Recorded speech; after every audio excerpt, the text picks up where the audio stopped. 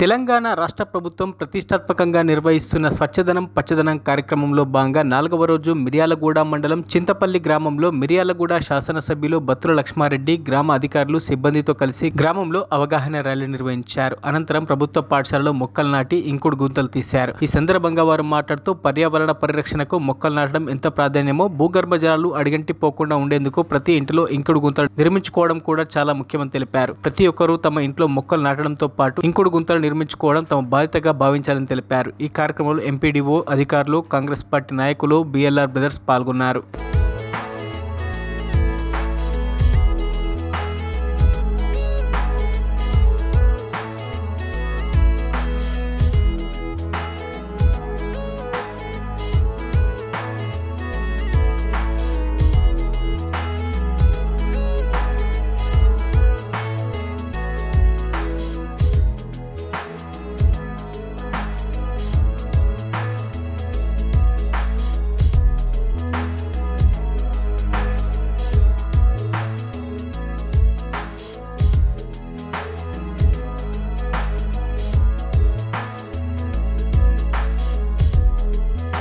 మరిన్ని అప్డేట్స్ కోసం మా ఛానల్ని సబ్స్క్రైబ్ చేయండి.